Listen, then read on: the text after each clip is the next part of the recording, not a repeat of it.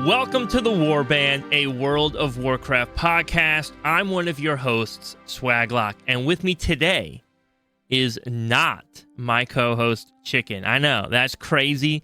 That's crazy. I don't even know how to live without Chicken here. I'm struggling. I had to bring a guest on, and as I was looking at guests, I was just like, okay, here's the deal. Chicken is just too dang good of a podcast host. I can't have one guest replace him. There's no guest out there who could replace Chicken. So instead, I brought on 4 guests onto the podcast today. So some great people to discuss Season 2, first impressions of Season 2, their experiences, what they think about it. And so I want to introduce everybody real quick so that you know who is sitting around the table with me talking about this. First up, we have Zordic, also known as X. You may be familiar with him. He was on the podcast with us pretty recently as one of our guests, and that was a lot of fun. X, how are you doing? I'm good. What about you? Been doing good, dude. Been getting good. Oh, I can't even talk today. Been doing good. We also have Brunick, who many of you probably see hanging around my Discord a lot. He's been a mod for me for years, also helping out with Twitch as well.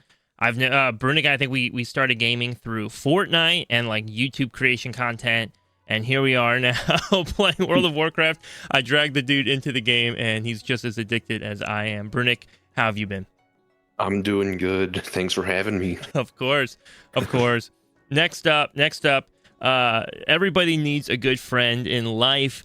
And while Chicken is at the top of the meters, he is still always face down on the ground floor POV. Right next to him on both the meters and the floor, our favorite mage, J-Rob. J-Rob, how are you doing? I'm doing great. It's funny because I wasn't even sure if I would be here Season 2. You know, we did some Rivals and some other games, trying some other things out than WoW, but ultimately I always come back to WoW. So always, I'm excited dude. to Always. I also heard Rivals. I've heard Rivals is slowing. Is that true?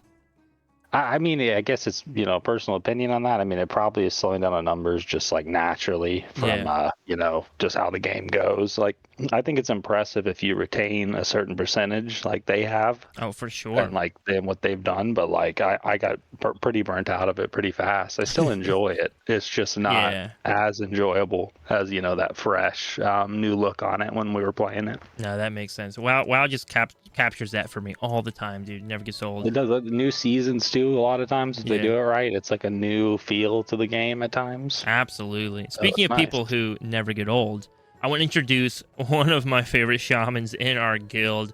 Tons of fun to play with, and a new officer that's been helping us out as well. Harv, dude, welcome to the podcast. Hello, thanks for having me. Of course. J-Rob, sorry I cut you off there. I just want to make sure I didn't forget Harv. That was a good intro. Dude, Harv's sitting there like, man, dude, they forgot me. Am I even on the podcast? Marvel Rivals. This ain't the Marvel Rivals cast, J-Rob. Come on, man. Marvel Rivals has been a little take, but it's funny because WoW just has something on a lot of people, I think, that brings you back in every time. And that's some people take a season or two off, but like always come back. It feels like a lot of my friends never quit. You just take it's crazy. A long like break. 80-90% of my friends have always come back. Like I have like BattleNet friends from like, gosh, when I started playing like 16 years ago, like not in BattleNet, I guess, but like friends that came BattleNet friends.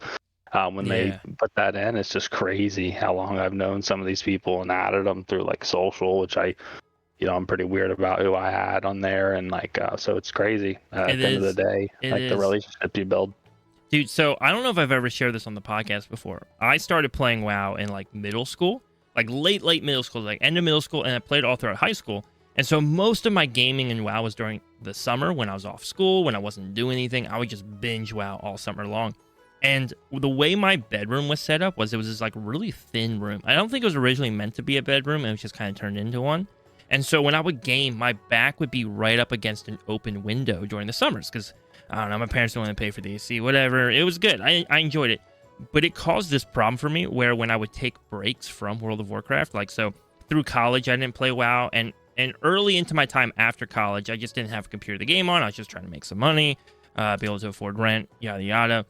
But every time summer would come along and I would smell like the summer air, it would just like click in my head. Like the addiction would like trigger. and I'd like have to like I would just be like, I want to play WoW. I want to play WoW. The summer air makes me want to play WoW. Pavloved yourself to play WoW? Yeah, dude. Pavloved myself into WoW, bro. Dude. It was my trigger. I mean, dude, Average and I don't, no one on the podcast will know listening, but he's one of my good friends I've known since I was like 5 or 6 years old. We like just randomly went to a GameStop one time, saw WoW on there, and I don't think if we saw it and actually bought it that day that we'd be even playing ever. It's just a crazy, probably the best game ever made. I've definitely been a little hard on it at times, like, but it's just because I know how great of a game it is, and it still is. But it's just it's a really good game, and something that, like, you know, on top of like nostalgia, brings a lot of like just great new memories on top of it. I think one of the things I love about WoW is I'll pull up the stream list on the browse list on Twitch. And WoW is always still somewhere in the top few rows, right? Always somewhere. Even if it's a little buried, it's still up there. And you're like, okay, but there's games above it. So what? WoW's, what, 20 years old now? 20 years old and still topping the charts on Twitch. Like, that's crazy, dude. Like, I don't think people realize how big of a game WoW actually... I think WoW often gets downplayed. I don't think it gets the credit, especially now. I don't think WoW gets the credit that it deserves for what it has been. But we're not here to talk about classic WoW or our early days of WoW. We're here to talk about Season 2. And so I just want to kind of open the floor to conversation right now. Whoever wants to jump in first, just take it. But what are, like, first impression? Like, your, like, just overall view of Season 2? What has, like, interested you? What has been maybe an annoyance for you? What do you think of Season 2? Did I play way too much? You play way too much? Yeah. Why don't you elaborate? I have 60 dungeons done. What?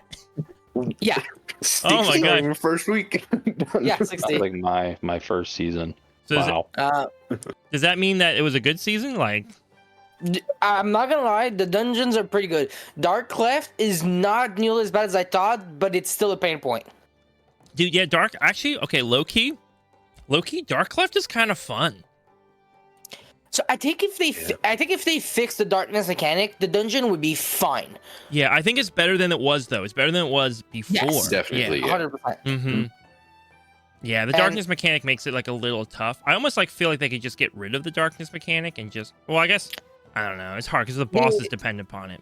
Well, so they could rework the darkness mechanic to like not be 100% like damage loss and healing loss. It could be like 50 to 20%. It would still be punitive, but like you wouldn't feel like, oh, I'm just useless as long as I don't have a light on me. Yeah. Or they could add a lingering effect to where instead of it being a flat, oh, now you're in darkness, you just can't do anything. It's now you do 1% less damage, 2%, 3%, 4%, and then up to like 100%. So that way you can walk out and walk back in, and you don't really like feel like, oh, I need to speed run back in, you know? Yeah. Yeah. I think too, I'm trying to think like dungeons that kind of surprised me this season though, like Cinderbrew Meadery, whatever the name of that one. I think or Cinderbrew Meadery, right? Cinderbrew Meadery. Yeah, dude. That dungeon, okay, overall not terrible. I think people just have to kind of learn the B boss, but the first few days, boss number 1, the bartender, yo, that was wild, dude. That was crazy. The heal check on that. Yeah, I think I had like damage so high. I think I had like one healer actually make it through like on the first try. It's the dot that does a lot in that boss. Yeah. But they came out with like some pretty heavy nerfs to the dungeons. Quick right? Because that was, what was that, a 33% nerf to specifically for the patrons. Yeah, on that boss. And 10% overall as well. So yep. That's crazy. Lots of busted. I think one of my pain point is still Priory.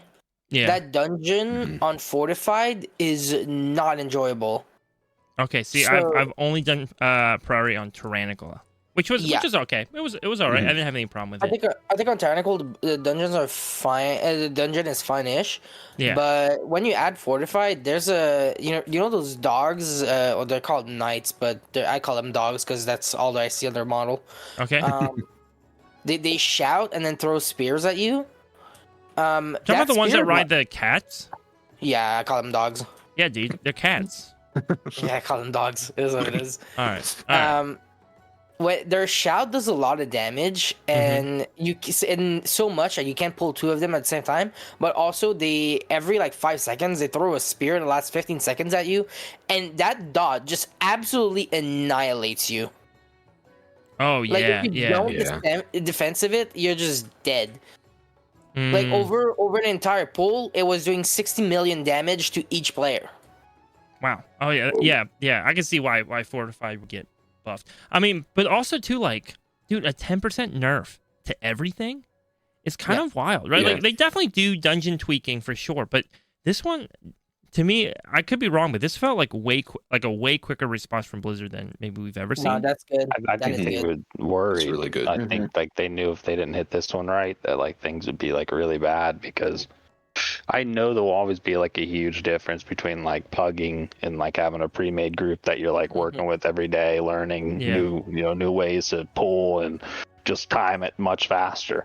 It's that'll always be a big gap there. But like I think they realize, oh crap, like pugging is really punishing still. Like we got to do some kind of reduction here to help people out a little more, which I was really happy about. Like that was a really quick move for them to actually do that change. Yeah, I think this season needed slightly easier dungeons. And I don't mean like free dungeons. I don't mean being like, oh yeah, here's free KSH, right? Like I don't necessarily mean that, but just in the sense of like last season felt super punishing for a lot of roles in dungeons. And so I think they just needed a season where people could go in and just be like, oh wow, that was fun. I had fun. That was a good time. We went through, we did it. It was fun, right?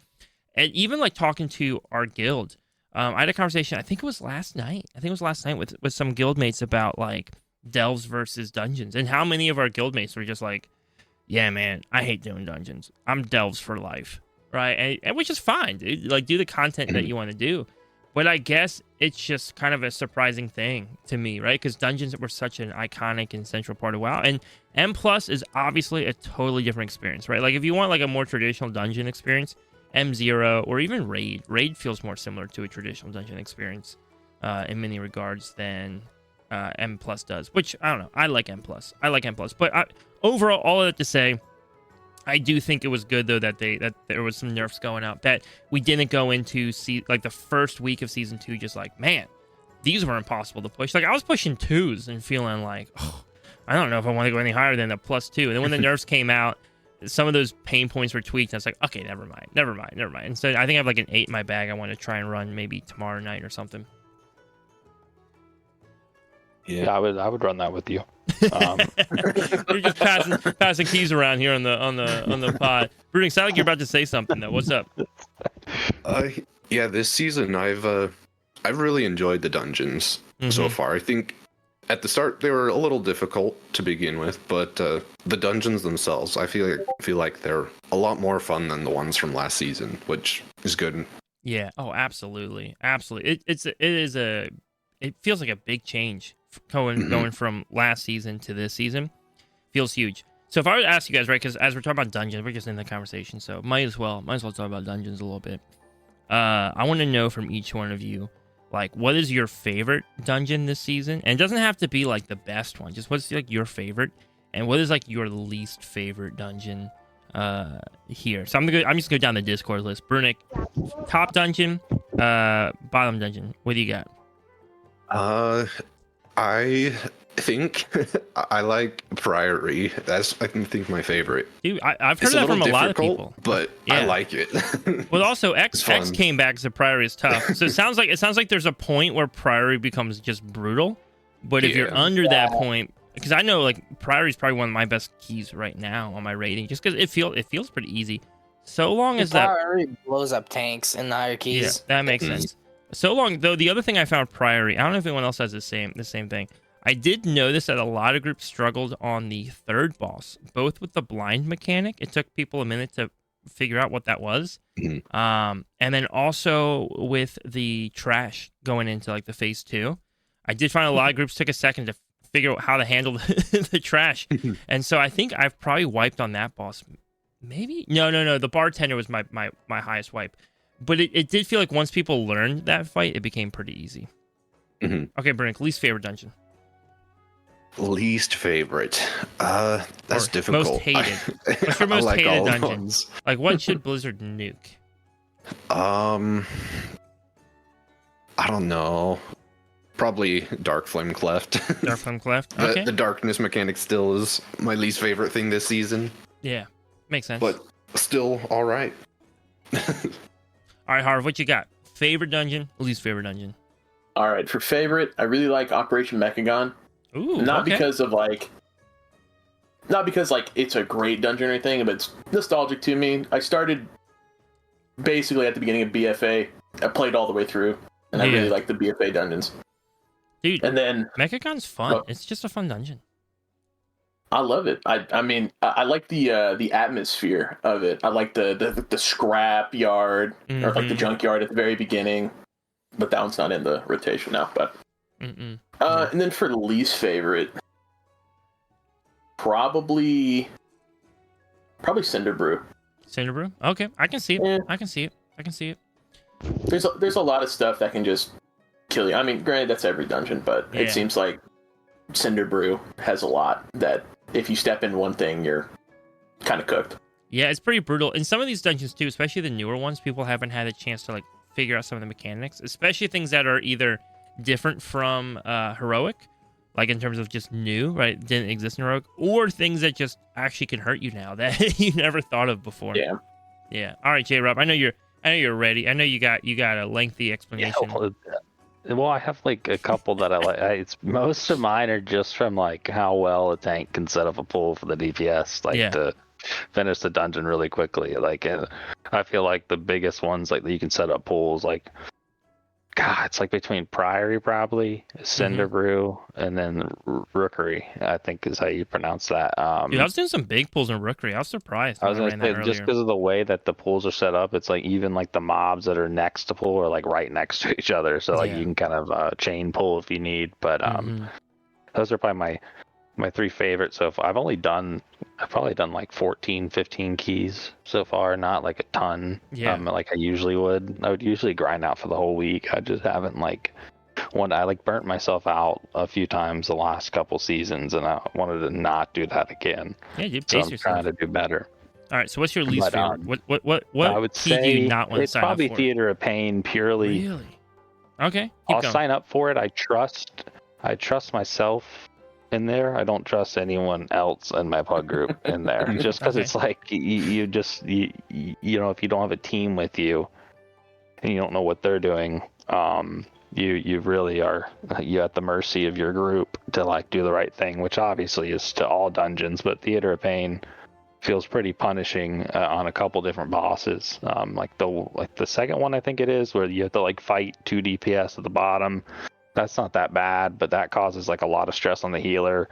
That's up there with 1 DPS and 1 tank when the flag gets put down and you have to like burst down your DPS at the bottom, then get thrown back up. And there's just a lot of mechanics that can go wrong and like wipe your group. And at this point, like I'm trying to push like the 7s and up only at the moment. And like at that rate, it can be not timing it, which is fine.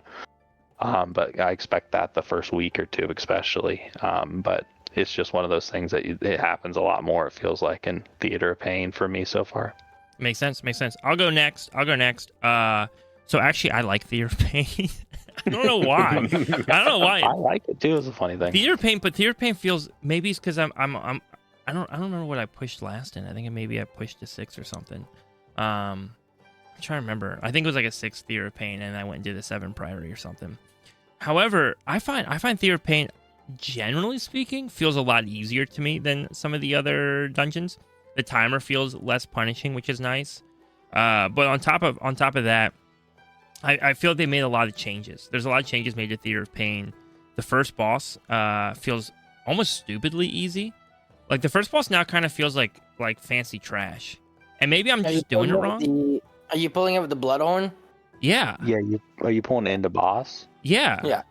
I'm pulling the Bloodhorn right into the 3-pack, right? But maybe it's because I'm a tank, right? And so maybe I just think about it from a tank perspective. Are you doing 3-pack into boss, or are you doing? No. I'm doing the 3-pack before the last boss. Oh, gotcha. Okay, cool. Yeah. Okay, so then you're just pulling the main little guy into the boss. Okay. And then I just take out the 3-pack before the last boss spawns during the RP. Gotcha. No, that's the right thing to do. Okay, cool. No, but maybe it's because I'm coming from a tank perspective. But before, the fight always felt super messy to me because I was trying to like manage all 3 NPCs during the fight back in Shadowlands. And also I'm a better tank than I was back then. I'm a much better player. But now it's just like, oh, dude, they're just all stacking up no matter what, right? And then I'm just kind of circling the edge of the arena, and I don't know. To me, it feels like almost like a trash pack that you're just fighting with some extra AOE stuff going out. So I like Theater of Pain. Also, the changes to the Lich boss. I don't know which order people do them. That's usually the 4th one for me. The Lich boss change feels really good. Before, it was always a really frustrating fight, and one that if a group was to wipe, that was usually where they wiped for me in the past. And now it feels a lot. It has a cool mechanic. I like the mechanic. It's just the mechanic feels more predictable than the old mechanic, which is nice. And then the rest of Theater of Pain is basically the same. I don't know. To me, I like it. I think there's some fun pulls I do. Not like huge chunky pulls, but I can kind of like kite through Theater of Pain a little bit if I'm careful, and that can be fun. So I like that. Priory's been really good. But also Mechagon. Mechagon is a fun dungeon. Mechagon, though, is hard because you'll be vibing in Mechagon, and you're going to be great on the timer, and it's going to be going so well. Like, so stinking good. And all of a sudden, you have that one person in your group that can't do the maze bots to save their life. Oh my goodness! Don't even get me and Brunik started about that. Bro, that guy. Oh my goodness! Warlock set me up the first time, bro. He gave me the little portal thing. I poured through it, get shocked back to the front. I was like over and over. I was like, you gotta be kidding me. Yep. It is actually kind of crazy. Like, and I get it, dude. People are going in like, oh, I'm just gonna learn the dungeon, and then they get to the bots. That is one of those dungeons where I'm like, yo. Go in there on like normal mode, solo everything up to the main spots and just practice. Yeah, 100%. Mage has it pretty easy once you figure out how to use it with the blink. Oh yeah. Mm-hmm. And once you know the maze, it's actually really easy. There's a specific path, and I call it a maze, and people are like, it's not a maze, it's alarms. I'm like, it kind of is a maze. Once you know the route, right? Because there's one route that you go. You could maybe get a little funky with it, but there's generally one route. Once you know the route, you're good to go. So those dungeons I like. If I had to really pick one amongst them, Theater of Pain's kind of been my vibe dungeon this week, but that could change. I want to say it's either going to be Theater of Pain or Mechagon. I've been vibing with both of those. Cinder Brew I've been liking more, though. I think I need to feel it out with the changes, and maybe Cinder Brew will be up higher, because again, it does give me some fun trash pulls in Cinder Brew, which is nice.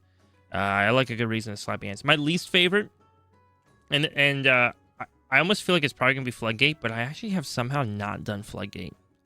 Oh, I've probably done like 15 keys. I just haven't done Floodgate. I just haven't touched it.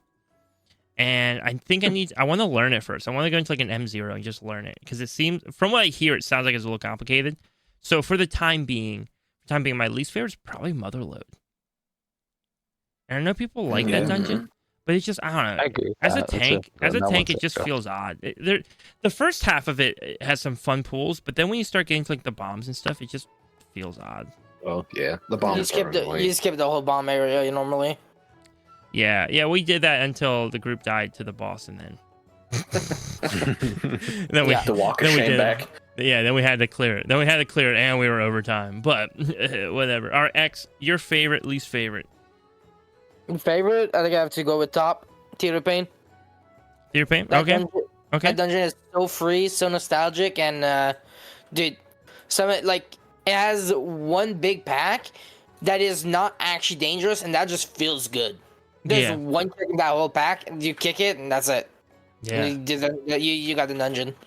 Yep. You can get a little freaky with the ghosts if you want. But that one's a bit tighter on how difficult it is. Yeah. But again, it's just a question of how many stops do you have, and if you have another stop, it's easy. Yeah, really, because I think the only messy trash pack is probably in the plague hallway, right? Everything else is pretty simple to me, I think. Even in the plague hallway, there's 2 interrupts that matter. Yeah. The trash really feels easy. To be honest, like in Theater of Pain, it feels really good, especially if you set up the first pull into the boss, right? And that goes down with Lust. It feels really good. Yeah. No, I like Theater of Pain. Lines up extremely well on that dungeon. Which is fascinating because I feel like in Shadowlands, I feel like Theater of Pain hurt. Like that, it was painful, right? Like it was the Theater of Pain. Like that's why they were gonna try to do some good changes. I believe that was what their goal was. Yeah. It was rough. Like the first and second Lich bosses got reworked for the better. Yeah. I do think like the first boss is kind of odd. Like sometimes it just does damage and sometimes it doesn't. Mm-hmm. I'm not sure what ability just decides to clap you, but it's kind of weird. Yeah. Yep. No, I know what you mean. I'm not sure either, but I've seen it with my team. Okay, so we've kind of talked a little bit of the dungeons. If you were to kind of like compare this one to last season, how does season 2? I know we've only had 1 week. You've only had 1 week in it, so kind of in the honeymoon phase. Kind of just happy to have new content to do. But dungeons now compared to dungeons in season 1, how does it feel? I think there's way more, in my opinion. Yeah, there's way more, I think, weekly key options. Like, you could Mechagon. Mechagon's kind of free. You could go Theater of Pain. It's free. I think Motherload, once people, like, realize what mob you shouldn't pull or how to, like, properly, like... I'm pretty sure once groups start being, like... a little bit more picky about what classes they want for like specific skips, especially in older dungeons, because skips don't really exist as much anymore now in new dungeons. But in old dungeons there was so many packs you were just like, we're gonna skip that because like they just kind of stink, so we're gonna go get the freer mobs. And once people realize what class you need for that, like for example on Motherlode, for example, just if you want you can get a warlock and then you def skip, or you can get a rogue and you just invis skip. Yeah. I'm guessing the invis skip will have to be the option, right? Because once you get into higher keys, that 15-second kill timer is going to probably sting a little bit. Sure. Yeah. But it's also going to depend on tuning. Like, obviously, you might be able to justify the def with if a class does so much more damage, but I doubt it. Yeah. That makes a lot of sense. I was kind of annoyed because I didn't know about the death skip when I went into there. I just did a quick look into the route, and then I did a quick look into the bosses, right, and the boss mechanics. And so I'm like kind of starting to pull some trash, and I just see this one dude just in our group just whiz past on this mount and run all the way to the end. And I just thought he was trolling, dude. I thought he was just annoyed with the group. I thought he was trolling. He was just going to kill us and leave. I was like, what the heck is going on? What is happening? It was not even going that bad. The run's going fine. Why is this guy so angry? But I didn't know it was actually happening. I was just so confused. But yeah, no, that's I think I will probably like Motherlode. I think over time I'll probably like Motherlode. I'll probably be surprised what becomes my least favorite when we get to the end of this. Like when I start getting to higher keys, that's where things will start to hurt. When you're in lower keys, I was like, oh, this one's fun because I can just pull a bunch of stuff and it's not punishing. And then you get to a 10 and you're like, oh, never mind. Everything here hurts. In the older dungeons, have you guys seen the? I think it's mostly just in Motherlode actually. Yeah. But like the return of some old mechanics that like that were pre stop meta. Oh yeah. Like so for my biggest example is Fan of Knives in Motherlode. Mm-hmm. It's one of those abilities that goes off instantly, but the moment you stop it, it goes on cooldown and doesn't happen again for like 30 seconds. Oh. I did not notice that. I would have assumed that would have been corrected. Well, because of how the ability works, it can't really be corrected because it's not a cast. It just instantly starts. But like that is something that made me remember like back when Stop actually stopped a cast and put it on cooldown, and I'm just like, that feels good. Actually, I stopped the mob, and the mob stopped. I think that 100% needs to come back, in my opinion, because like that was like one of the best ways to know when to go next on like your CC, and like when you're interrupting, like it's a lot harder now, in my opinion, like to set up things, especially in pugs, like good CC rotation and different things. Well, I think the issue with the stops, if I was to play devil's advocate for a second, right? I gotta kiss up to Blizzard. I'm actually paid by Blizzard I know what you're gonna say. Try and make them look good, right? Try and make them look good. I think the reality though is it's twofold. One, because there's two things they have to do. One, it's just it makes certain classes like hyper meta because of stops, right? So stops really drives what is or isn't meta. which is, it can be fine. It can be fine if it is. But I think what really needs to happen, and they've kind of done some of it, but I don't think they've done enough of it, is they needed to do the change to stops, and then they also needed to alleviate the need for stops, right? I think both of those things needed to happen, and they didn't quite do that second one totally. They've done some of it, but I think the real answer is like, hey, maybe stops shouldn't feel so necessary, right? Like, get to a point where it's like, oh yeah, I'm not just sitting here trying to stop everything, because I don't think it was good gameplay. I think it was just beneficial, but it also made it hyper focused the meta for many seasons. I think something that makes stop feel necessary is that there's a lot of it's actually not that bad this season if you compare to the last one. Yeah, oh yeah, this season's way better. There was at least a lot of mobs that like just had like two different casts, and one was a bolt and one was a volley, and then your players would see the first cast would interrupt a bolt, and then the volley would go off. Yeah. Because there's no great indicator of a volley, and then one time on one mechanic they tried to fix that by adding an indicator to the volley. But then it had the opposite effect. The volley was the thing that did no damage, and the bolt was what was killing people. And then now you had people kicking the bolt, but the bolt did not. You had people kicking the volley, but the volley did nothing. Instead, the bolt was killing people. So like, there just needs to be, and that's why I think like a lot of add-ons do that for you instead of just Blizzard on its own, because like players just like obviously realize that, oh, it's that one they get a kick, not the other one, so they fix it with add-ons. But I think and I think you're right there. The problem is that like there's just too many things that need to be kicked, and it definitely seems like it was kind of this scaling of like Blizzard didn't want people pulling like 12 packs at once, right? Like Blizzard clearly does not want us doing huge chonker pulls. They try to stop it all the time.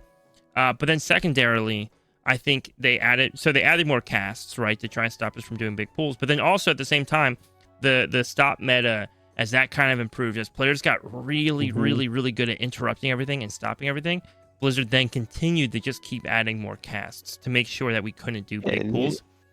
And they have to find a different fix for that. They have to find a different fix. I think they have to go a different route, because like that's what Mythic Plus is all about. Dude, I love if you're big pulls. trying to stop people from doing big pulls, like that's not what people want. I promise you, nobody wants to do smaller pulls in Mythic Plus. Like there's not one person as a DPS, maybe a healer's complaining, but like no one's complaining as a DPS. Tanks usually love it too. Like, oh dude, so here's the thing though, dude, you're wrong. You're so wrong. And I agree with you, by the way. I actually think it's way more fun. I think it's way more fun to pull big, but you would be shocked how many players out there hate dungeons that are run too fast. Like they'll compromise for the timer. But like a tank running through and pulling like 12 things and not waiting for them is like the worst. Now, it's not too bad in M+. But by the way, though, I see it because I get so many comments from like on YouTube from like new players when I have like my like Mythic Plus, how Mythic Plus works videos, right? Beginner's Guide to Mythic Dungeons. That's where I see like all the comments come through of players just like everybody's going too fast. There's enough time. They don't need to pull so much stuff at once. No, I think that is a scary thing too. Like especially in the lower keys, because like obviously in the higher, and especially if you're in like 7 to 10s right now, like you probably have a pretty good idea of like how things need to run, how by the way, everything. I'm only debating the fact that there are people out there who actually genuinely really dislike it for whatever reason. I personally think it is much better gameplay to like challenge players to get creative and like bold with how they pull packs. I think it's just better gameplay. It's more fun. Yeah, I think if you enjoy that, you could do that. If you wanted, like, hey, we'll do like small little pulls each time. We could time it with a group if we form one. But like, I think anyone in like the higher level keys, their whole goal is to just run that as fast as possible. They want the biggest pulls. They want the tank lining up their cooldowns really well so they can maximize their damage, the DPS. Like, and I've seen that a lot. Like, and that is a reality. That's something I've actually been pretty impressed this season. I've had to grind out a little bit. I haven't done a ton of keys. I've only done like probably 15, 16, like I said. But like I've been impressed with how the swirls are on the ground and like the AoE, like in the. I just like the way things are like framed out now a little more. It's it so looks helpful. good, and you don't have to worry as much, like, because there's already a lot of stuff you have to worry about, like we were discussing earlier, like on dungeons, and like in each one, like different mechanics, different ways you have to be ready. Like you can look down for 1 second. I do think the in terms of like the pool size and pulling big, I think that's also kind of self-regulating too, because I think everybody will hit a point where they just can't do that. Right now, the trade-off, right? Because the idea is that you hit a point in the game where you just can't do huge pulls, where you're just like, no, like I'm literally like at the limit of what I'm capable of, and we just got to do whatever it takes to complete the dungeon in time, right? Like whatever we can do to at least just get through here and live, right? Now, I think the contrary argument to that would be pugging, right? Because then people are like, yeah, but when you pug, you know, you're not really in control of how fast the rest of your group wants to go. So you might be right, like let's say somebody's trying to run a +4. Assuming that the stats that we heard last season were accurate, that +5s were the average dungeon level, right? Then we can assume that over half the player base running M+ is running under a 5, knowing that it can go infinitely higher, right? So you get players running 4s, 3s, and they're just going in there just trying to get through the dungeon, right? And then I think that's a problem. The tank Chad in their group is like pulling like 4 or 5 packs at once, and this dude's now dying because there's 12 AoEs on the ground, and they only have to normally deal with 3. And so, you know, a little devil's advocate there, but I can understand why Blizzard would maybe make some of those choices, because they're like, oh, you know, like we want to make sure every player is able to have a good experience. But at the same time, me personally, large pulling, I love large pulling. I like let me pull more. Let me pull more stuff. And the worst I think is as a tank is when you pull huge, and then your group just dies and you're standing there and you're like, oh, so I was also gonna say it's like really important. Like, say you're a great tank, you go in, set up the pool perfectly, your heal is fantastic. Say like your DPS just isn't vibing on the like they aren't pumping. Like you're not gonna get the pull down. Like it's as simple as that. Like your whole group has to like really do well, and that's I think why you like it. Some people are like always when they're queuing and like waiting for the right team, they're trying to queue at the highest you know they can possibly find, and they're being patient, and like so it's a tough thing sometimes for the pugging world, but I really do think it's a lot better this season. I think it's 100% better, and it feels so much heading in the right direction. Better. Yeah, and by the way, I've griped a ton about tanking. Bernick, I'll probably ask your opinion on it a little bit later as well. But like even tanking just feels. Actually, maybe I'll ask you now, Bernick. As we're talking about this, like how does this season compare previously? I've griped a lot on the podcast about how bad tanking felt last season. Now we're only at the start. But going into the season, I feel significantly stronger as a tank in a couple of regards. One, my ability to hold aggro, dude. Oh my gosh, going into last season as a tank, you know how embarrassing it is. It is just embarrassing when you go in and like people are just ripping aggro off you left and right. It is awkward. I don't think threat management is fun gameplay. DK. What'd you say?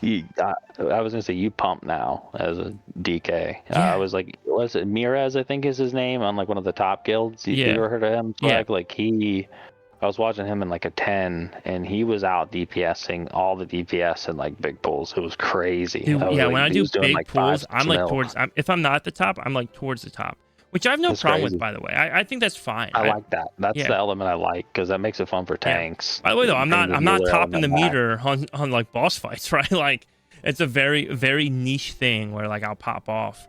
At the same time, though, right? Like I think damage, if we're talking about damage for tanks, I think the sweet spot for damage for tanks is that your tank should be able to do more damage than a bad DPS in your group. So if your DPS isn't pushing what they should reasonably push for their like eye level or that dungeon level, then I think it's fair for your tank to kind of be in line with them.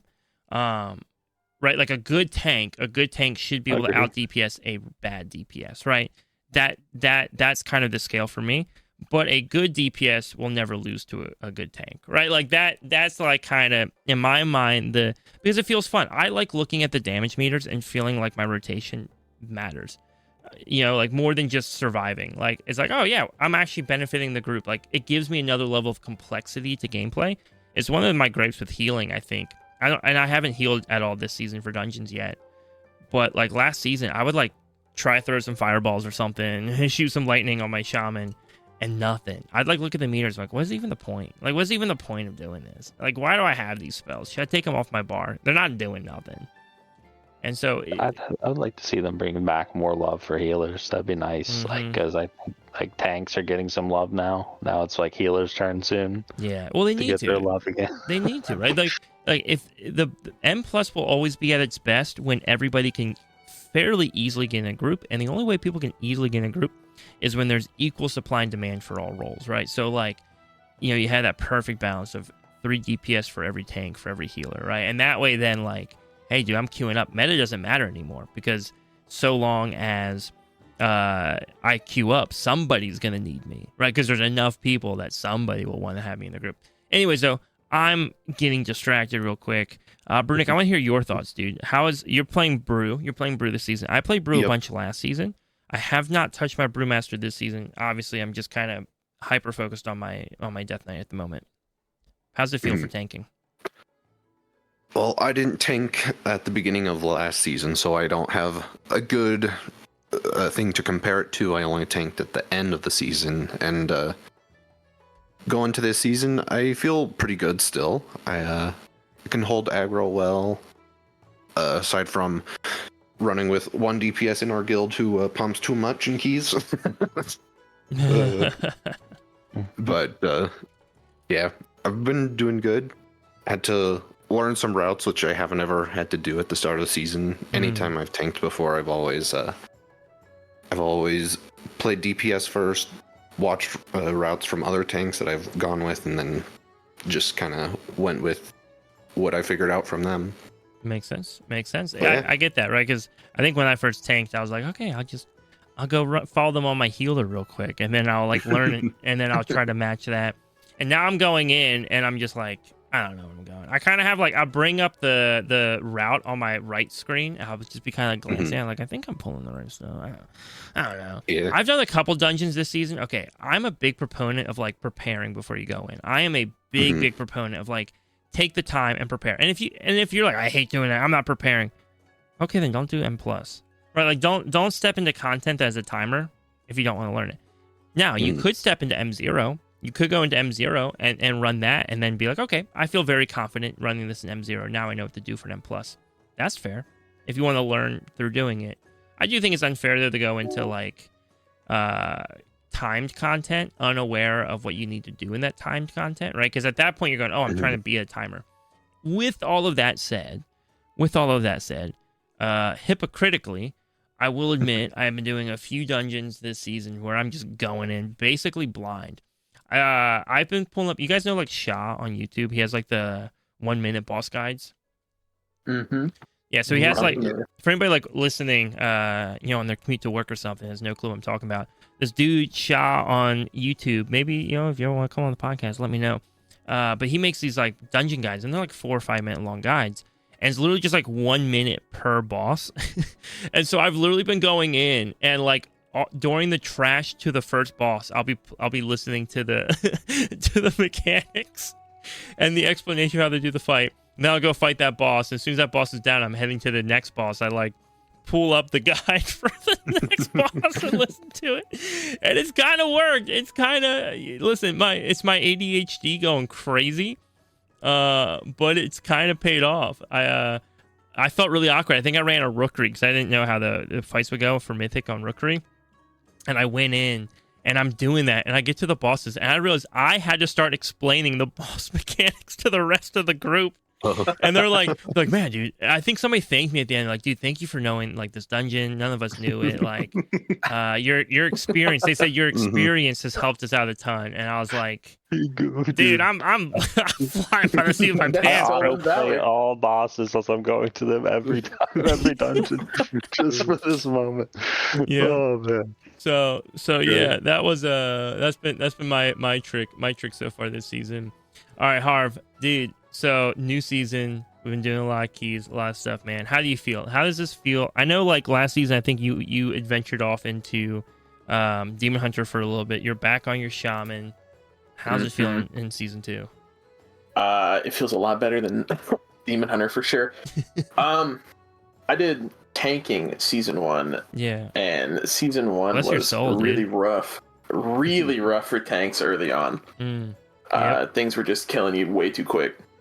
But I mean, this season, things are still killing you really quick. But it's not as bad.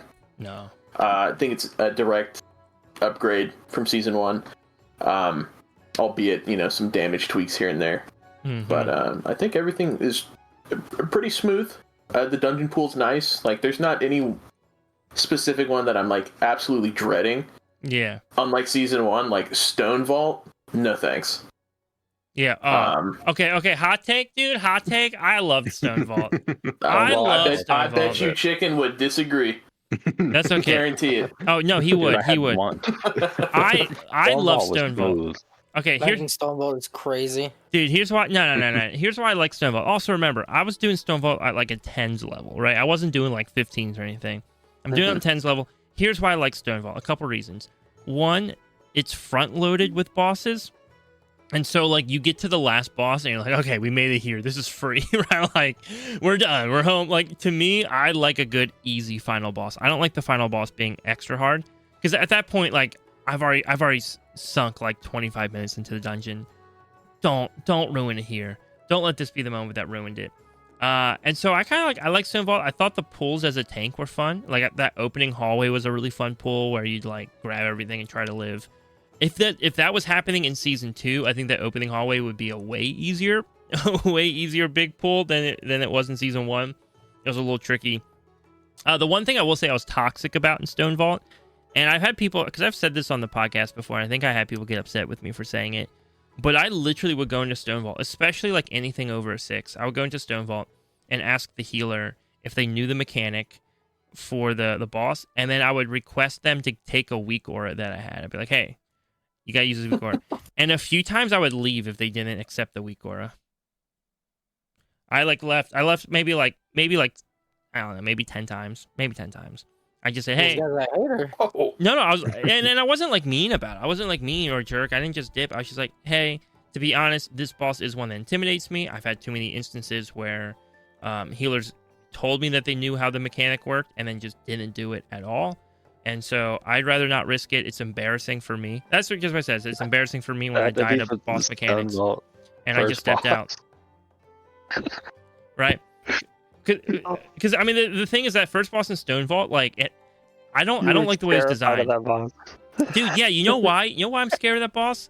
I'm scared of that boss because as a tank, I'm not in control of if I live or not, especially on Blood Decay. On like Monk, on Brewmaster, who cared? Right? Stagger does wonders. But on my Monk or on my DK, sorry, I'm getting backwards. On my DK though, like I would just run out of defensives. I'd run out of defensives and just get wrecked. But all it took was one dispel from a healer, and all of a sudden that tank buster was like nothing. And I don't like that they hit a healer mechanic as a tank mechanic, right? So like it was on the healers to dispel me at the right time, but it really looked like it was on me to just kind of live it. And so I don't know. I didn't. That was the one thing I didn't like. However, that when I was with groups where the healer understood it and they knew what to do, and all the weak aura did was literally just go dispel tank, which is like it would like have like a little phone ring and be like dispel the tank. Right, and so it was like simple. It was simple, but it just helped me out. I had a second weak aura that I made myself. I'll occasionally make simple weak auras that I made. That when I got dispelled and had the shield, it would tell me I had the shield and show me like the cooldown of the shield. Because it was twofold. One, I wanted to know if I had it or if I needed to use a defensive if they forgot it. And two, I was surprised how many healers would just dispel me the moment I got the debuff. And then high keys, dude, I would do like 10s and I try to explain to the healer and be like, no, that's not how that works. I'm like, yeah, don't dispel me right away. I promise. Please don't do that. And so then they would pop up early. I'd be like, oh crap, okay. And I like start checking for my defensives. So I like Stone Vault, but I will say I was a little toxic about that first boss. I don't know how we got on this topic though. I don't remember where we came from. Yeah. Oh, Harv said that he didn't like Stone Vault, but he's liking all the dungeons this season. That is correct. Is that the general consensus, by the way, that like the across the board the dungeons feel pretty good. For me, at least, yeah. Yeah, I think so. That's kind of crazy. Like, Mm-hmm. when was the last time we had a season where we were just like, yeah, dude, all these are a vibe? I really liked the dungeon pool in season 3 of Dragonflight, but a lot of people don't share that opinion. I like that too. It was really about like being able to set up good pools, and it feels like you can do that well in like almost everyone.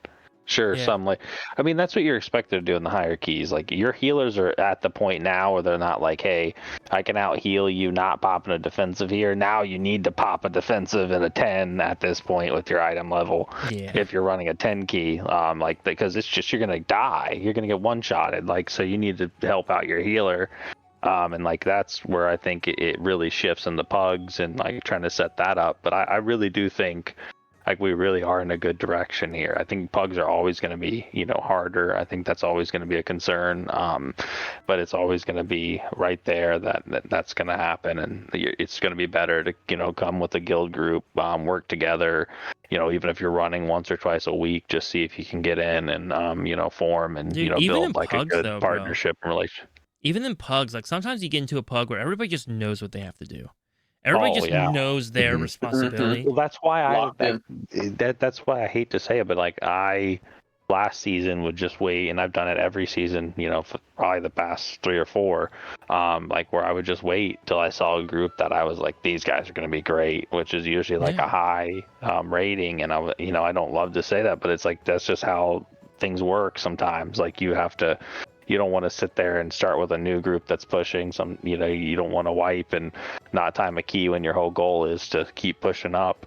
Dude, I will let my key sit in the finder for a minute until I find people I'm happy with. I'll actually, that's the way you have to do it. Dude, so I have gotten the reputation in like guild groups. So a lot of times I'll get invited to tank a key for a guildie.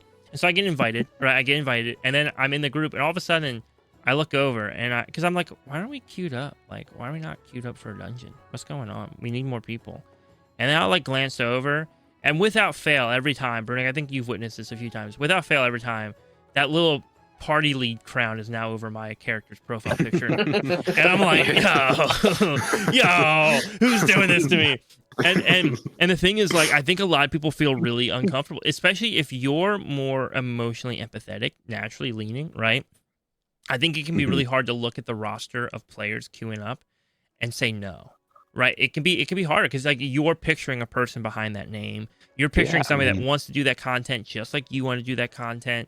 And so I have a few guildies who will like intentionally not allow themselves to do that when I'm in their groups, and they'll make me the lead because they'll know I'll sit there and just wait.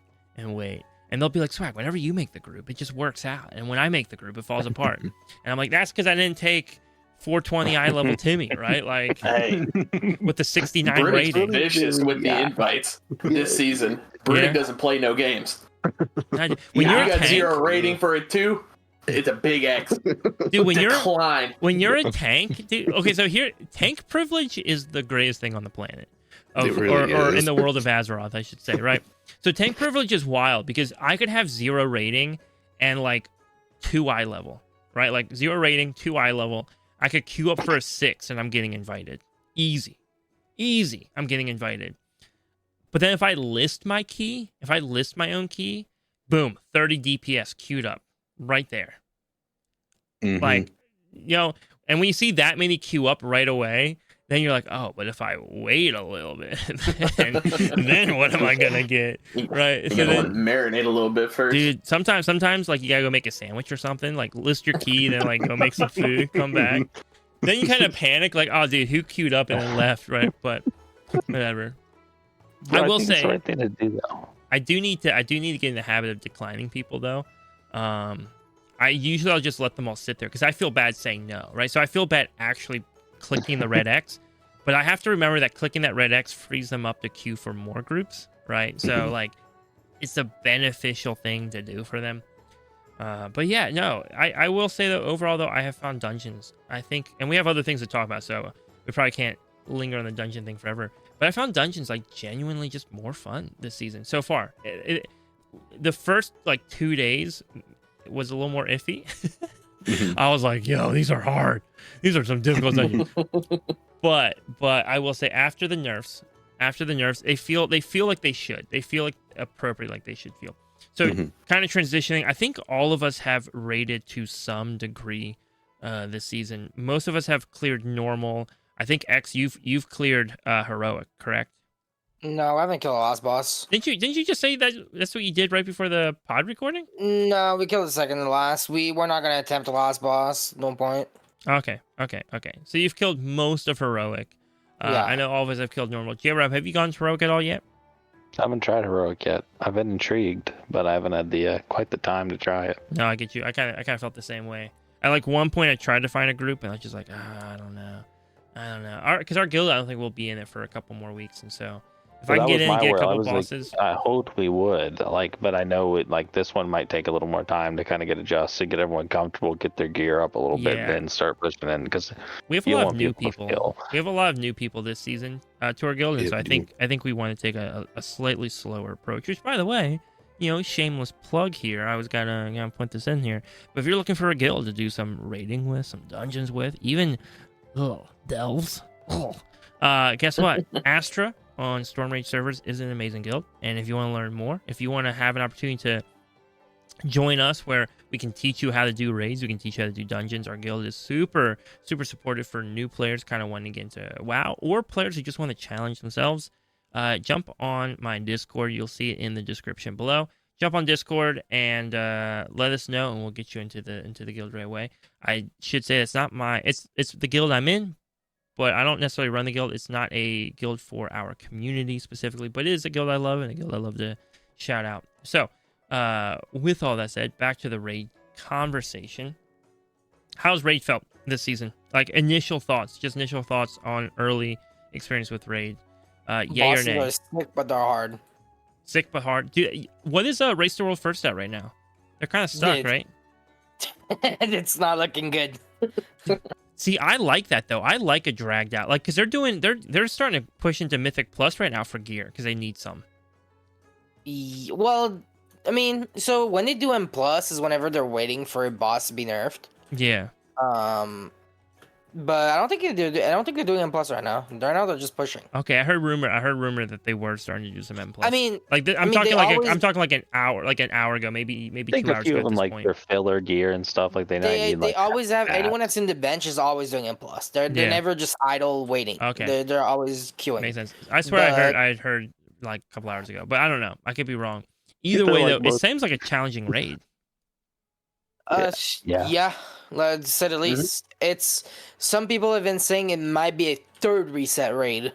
I'm okay with that. I like a dragged out Race to World. Third reset has historically not really been entertaining. Yeah, maybe you're right. Maybe the problem with a third reset, I guess, is like a wild nerf comes out because the Blizzard's just like, okay, this needs to be done. Yeah. Right. So, like a nerf in the middle of the night on Razaketh. What I see with them like muting their streams, like that is terribly entertaining. That's not entertaining for anybody. Like whenever you have like muted stream. Yeah, but they still are. They still say something or something like, or is it just like they were trying to be careful? I think it's because they don't want to give away strategy. But they'll still have commentators, right? Commentators will still commentate. Mm-hmm. Yeah, if you're watching the liquid broadcast, then there's commentators. Yeah. I almost wonder. Okay. Hear me out.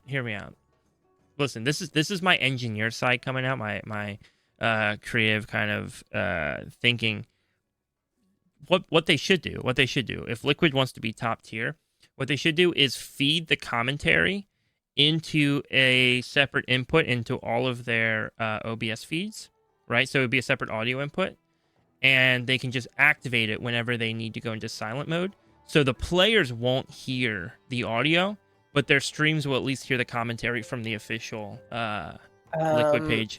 And that way at least like people aren't watching just like dead silence or dead silence with music, but they would have at least like some verbal audio going on. I think one of the reason, like, that's definitely doable, but I think one of the reasons they don't do it is because they want people to watch the Liquid stream. Oh, possibly. I think it's also a technological thing. I would actually pretty hard gamble that nobody actually thought of just doing that.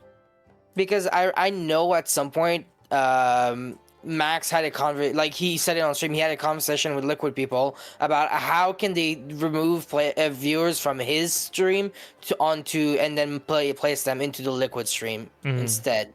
Yeah. Because that's where their ads are. That's where most of their revenue is, and so they want people to watch that. I was gonna say with the ads, bro. I was cracking up because I was on Twitch watching it real quick, right? And like, all of a sudden I see ads pop up on Twitch. I'm like, wait a second, I've got a Twitch Turbo, like, and I'm just grabbing a lot of. Like, dude, and I'm like, what is going on here? And I realized they literally played ads inside of their stream to us. Like, and I was like, I'm out. I'm like, because that's so weird. I get it. Like, you've got sponsors, but like the entire point is to not do that. Like, it was kind of weird that like they were doing a lot. I know you have to do it, but I guess I don't mind. I don't mind when it's like the streamer themselves doing it. Maybe because I am a streamer and I think about it, but also because to me it's like, okay, that's designed as part of the content, right? It's like, okay, they know this is happening. I hate when like Twitch ads come up, and Twitch ads are so long. It's like 3 minutes. They are, dude. They're intrusive too. When you get 3 minutes of Twitch ads, and then all of a sudden the streamer is still doing crap. You're like, oh, dude, they're still talking. They're still talking. I can't hear them. Small little screen at the top, and he's like, they're having a great time, laughing, like something crazy. You see chat popping off. I actually almost dislike that they show us that because I'm like, dude, I want to know. From that happening. I was over it. I don't want to know. I don't want to know they're still going. Like, make me think even the streamer's watching the ad, right? I don't know. So, anyways, though, enough about Race World first. Back to the raid.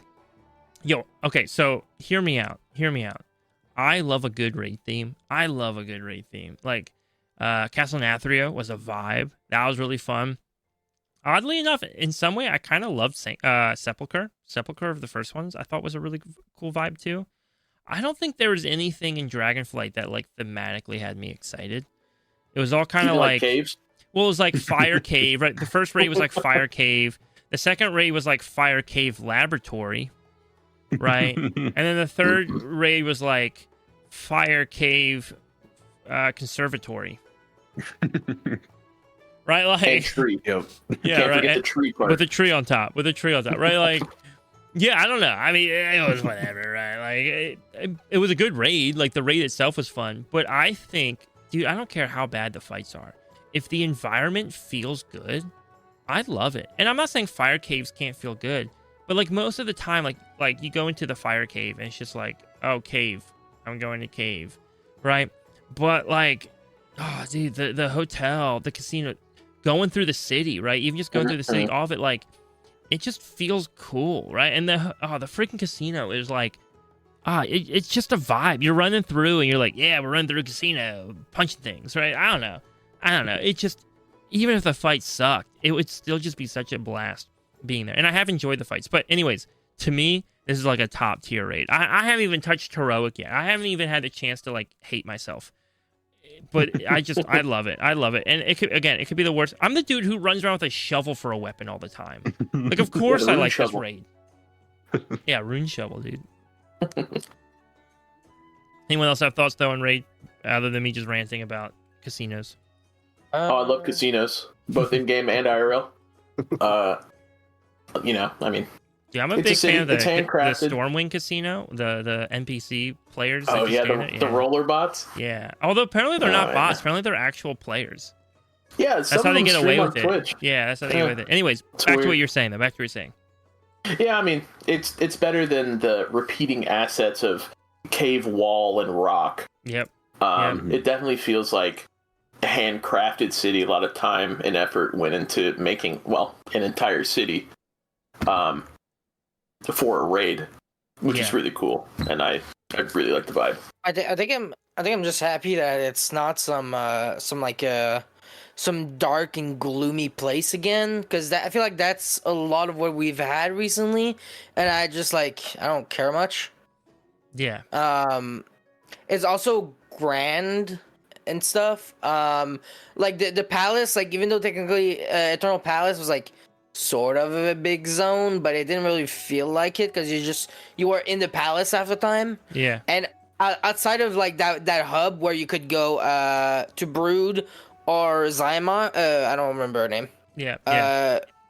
whatever the other boss was. Outside of that room, nothing felt big, and so it was just like I don't care much. I will say though, this raid has awful trash. The trash mobs in this raid are dude awful. On the road. Once you're in the casino, it seems fine. Once you're in the casino, it seems fine. But the trash on the road, oh my gosh! Which is funny because the road car mechanic thing is hilarious. Where you can just get like run over by goblins zooming along the road. So many people got run over. So that is so funny. So it's so funny. But then the actual trash is kind of stupid. You're like, this is really inconvenient. Like my guild, where we don't want to waste time on trash because we're trying to go fast. Oh, we will. We'll waste time on trash. But so we tried to go from just boss to boss, but we know every time we get to a boss, we just have to soulstone a healer and wipe, because if we spend the time to try and kill the trash, by the time everyone gets there, every single player is gonna have pull a different random trash mob that's just walking around, and then he's gonna start chasing you, and he's gonna social everything. And so then you arrive at the other boss, and there's like the entire raid that just collapses on you, and just like, we're just gonna die and release and let the healer res us, and we've skipped everything. We don't want to do this. Yeah, yep, and I think that's the big problem with the trash is, and I think when we raided the other night, we ran into the problem. Everything is butt pulled. It's just like too much stuff is pathing. It needs to feel like a busy city, right? And so to that degree, they do a great job. But also in the same way, it feels like some dude walking around the corner is also like, "Wow, let me go fight you. Let me go fight you right now." That way. We had a big pull app, and you were like, "Can we not pull the entire side of the map over to me as well?" Yep. And it's also hard too because like the road is there, so you want to go fast, right? You're like, "Oh, road, let me hop on my car and go zoom." Well, then you're scared to get hit too, so you're just trying to, it's a lot of elements trying to kill you on that, so you're just trying to hurry over. But overall, the design, the bosses, I do love it. It's such a cool raid, and even like the bosses just feel so unique, right? And I think that's part of it too. Like when you're fighting bosses that feel unique and creative and like purposeful in the world that they exist in, it makes it like it doesn't even matter how bad the mechanics are. Fighting that just feels cool, right? Like the second boss, Cauldron, right? The dinosaur and the monkey, right? Or Godzilla and King Kong. Yeah. Dude, like the mechanics are okay. It's an okay fight mechanically, right? It's whatever. But it's just like the environment. You're like, yo, giant dino fighting giant monkey, let's go! And then you're just like, you feel cool, right? Like you feel like you're in the arena fighting them, and it's a vibe. And the best part too is like they're kind of like only half paying attention to you. They're also kind of trying to fight each other at the same time. And so you just feel cool. You just feel like you're in this moment. Rick Reverb, I think, is one of those like random mobs where you're just kind of like, why does this guy exist? But even he feels kind of like he belongs in the world that he's in, right? You're kind of like, yeah, of course there's this like zany goblin guy. But I think what makes him unique is you go into these other raids and it's just like, oh, okay, so like the last raid, for example, right? Generic bug, generic bug, generic bug, generic bug, right? Like, yeah, it should, right? Like, and even like the second boss in the last raid, right, was kind of like the black blood or whatever, and you're kind of like, oh, I guess there's black blood here, but it's just a giant slime. It's just a giant black blood slime, basically. And so now you're going in, and like even just like the random dude, the Rick Reverb, right? Even he is kind of like, yo, yeah, but he's got big speakers. He's got big speakers, right? So he's like, the hype man. Yeah, dude. He's gotta have big speakers. So he's just funny, dude. He's just funny, and so you're like, he like, I don't know. Everything just feels so purposeful, right? The opening boss where it just like literally just wipes out half your raid team the first time you do it because no one knows where to stand. Love that. That thing is sick, dude. Overall, it's just it's such a good raid. I'm gonna what are you gonna say? What about the tuning for you guys, though? I know you only did normal, but how's the tuning for you guys? Yeah, I think normal feels pretty good. Tuning-wise feels fine. Admittedly, now it's hard to tell. Parses are really weird right now because like mythic raid teams are running splits on like normal. So parses right now are very, very wonky. So don't put too much stock into them. But we do have a lot of either newer raiders or people coming back to raiding or even just new to WoW in general, on the raid team. So we we definitely had a little trouble near the end of the raid with some fights. But I think part of it was just kind of being a little under-geared, and also a lot of people trying out new specs. So my guess is next week we're probably gonna clear it pretty easily next week. Do you think normal is getting nerfed or buff? I would be surprised if they changed? buffed it. I would actually be surprised if they buffed it. That would surprise me. My gut tells me they're probably just gonna leave it. Because I know I have a completely different experience than everyone else, but we went into normal just for like to get the gear, and we absolutely annihilated the boss. So we did Gallowix, and we killed him so fast we did not see a single mechanic. Wow. Yeah, that sounds believable. That sounds believable. Yeah, normal. Yeah, that I did normal too, and we like with the pug group, and we destroyed it. But it was more of like Swag was saying. I think we just have some newer guys that need to gear up first. Mm-hmm. Need to get adjusted and like kind of get comfortable in the raid scene again. Like, and then because it's a lot. There is a lot of like things on the ground that you have to move from. Yo, question for everybody: ultimately... Do you guys think the new visuals that they added in for mechanics?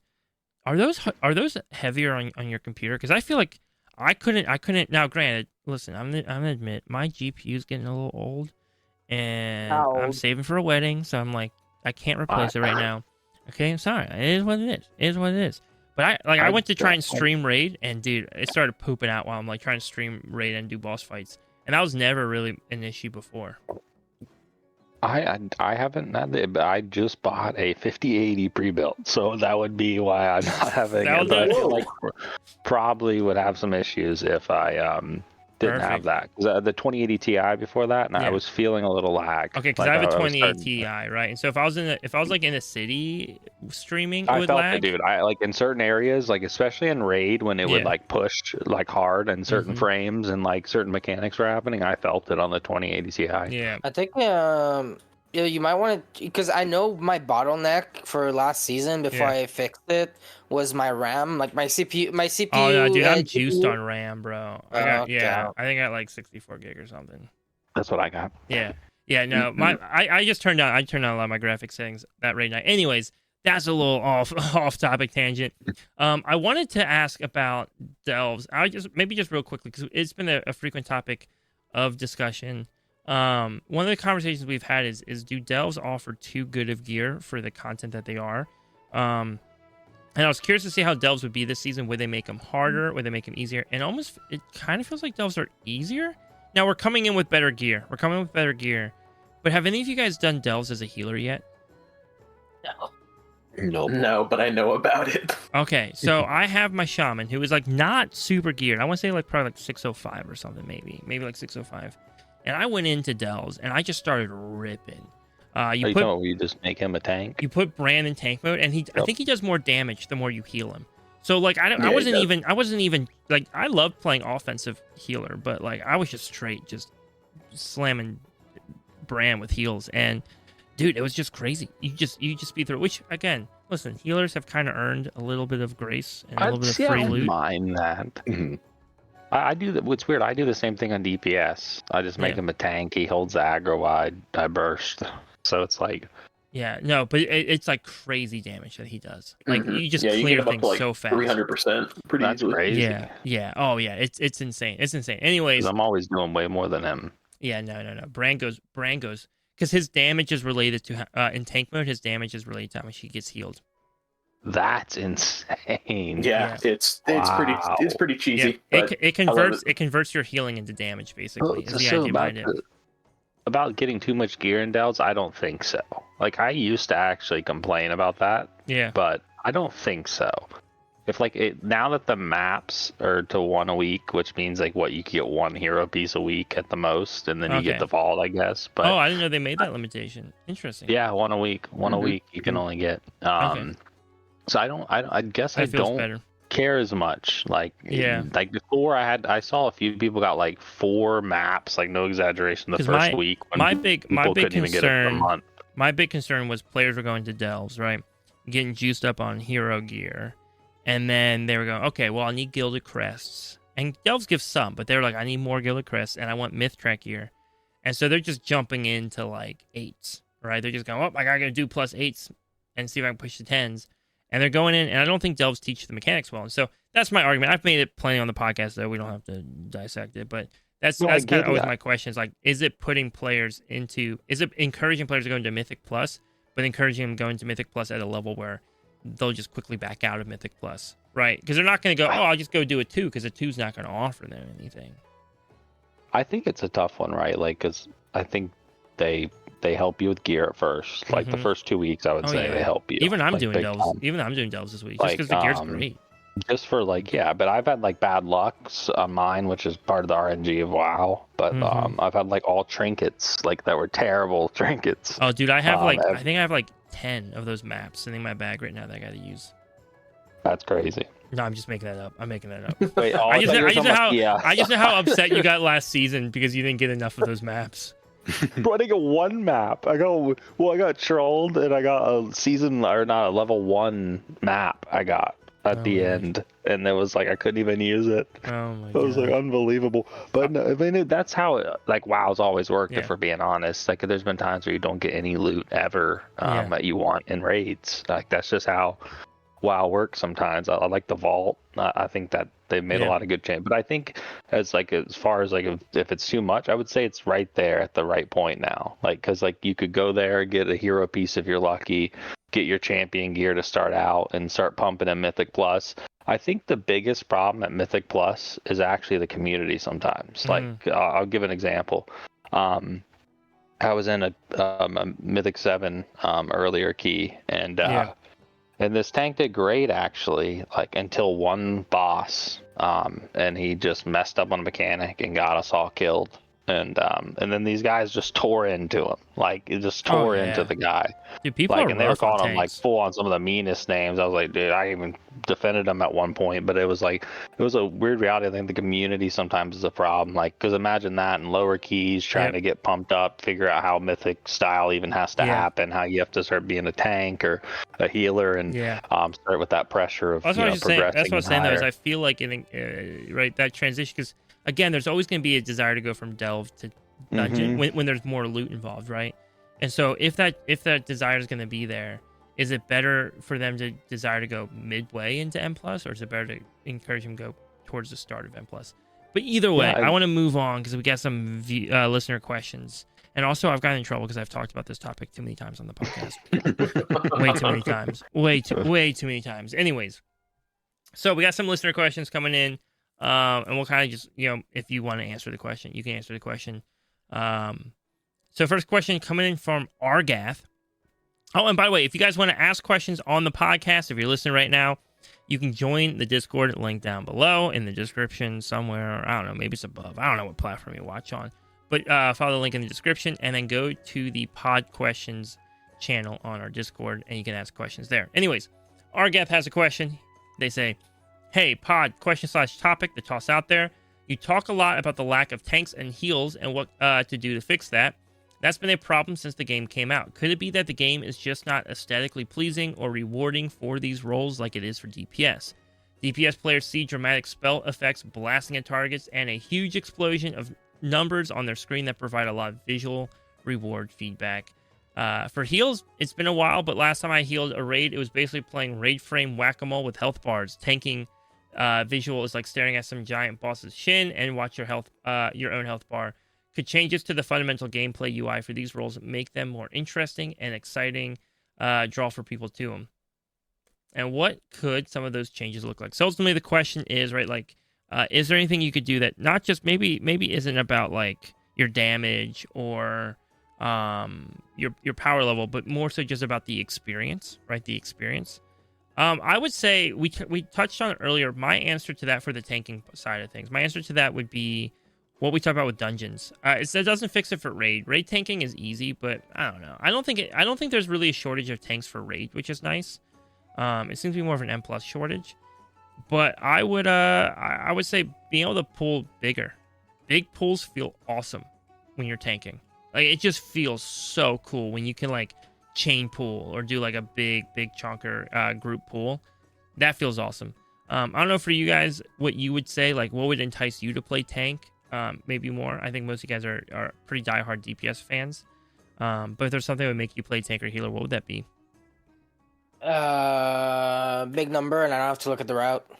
Big number, and have to look at the Actually, though, right? That is kind of part of it, right? Like, could like the routing be more rewarding to you as a player?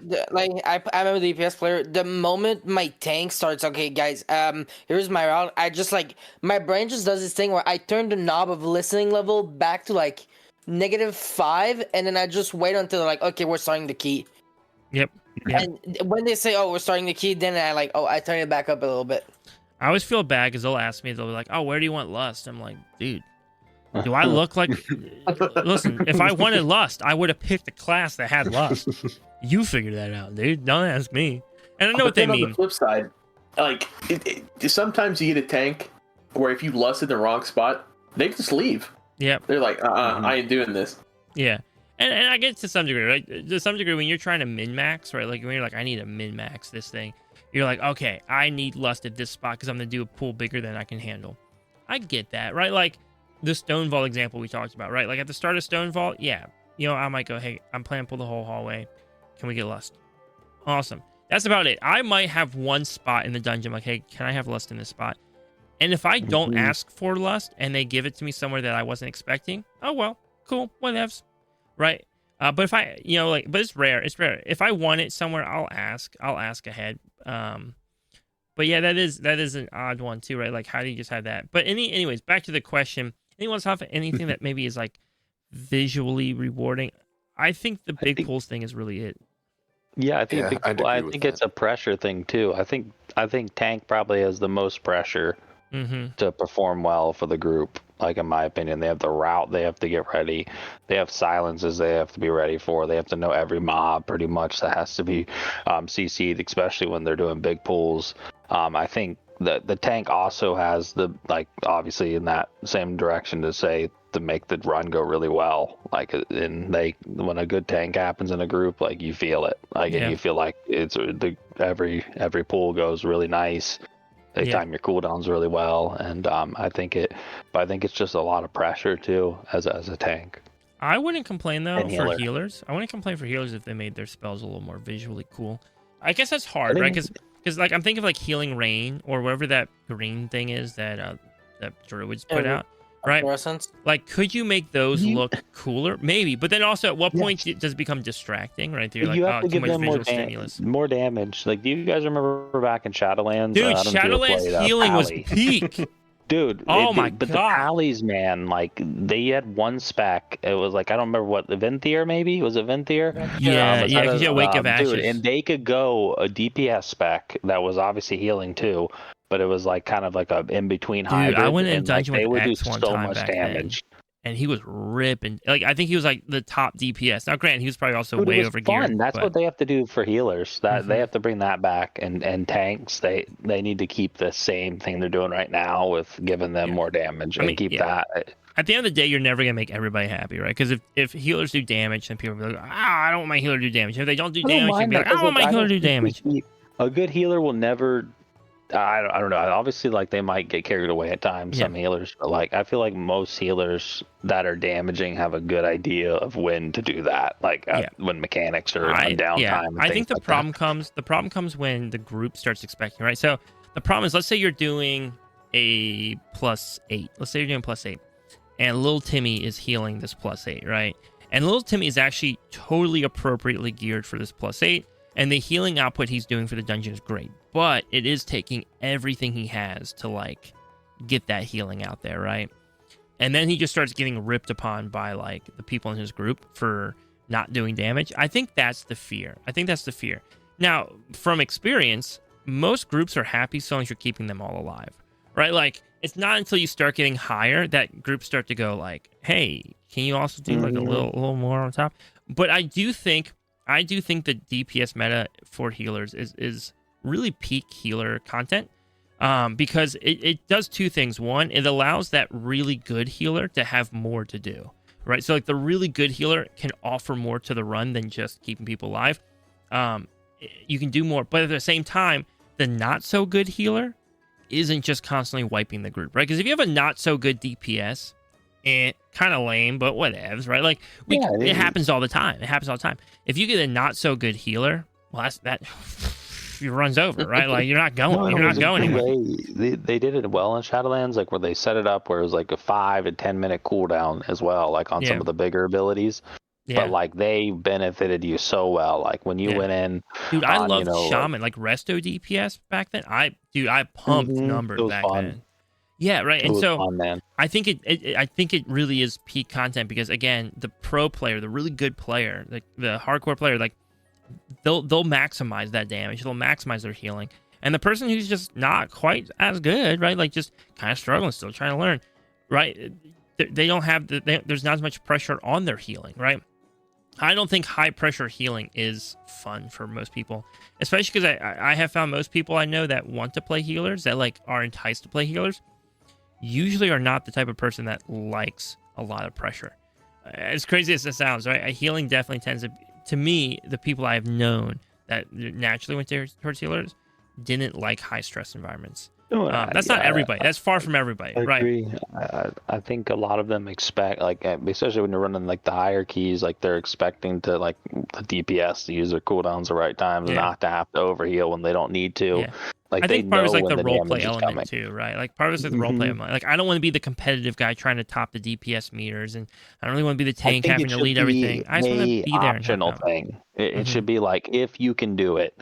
Like it should be a comfort thing when you're there at that level, but it should never be required for the group to have that extra damage to time the keys. Until you get into like what, like an 18, and then it's like then 16, you're gonna probably right? be like, okay, why aren't you doing it right now? Yeah, right, you know, like, we're all doing our cooldowns, taking our doing everything we need to do. Yeah, a little bit of juice. So you should do the same. Next question coming in.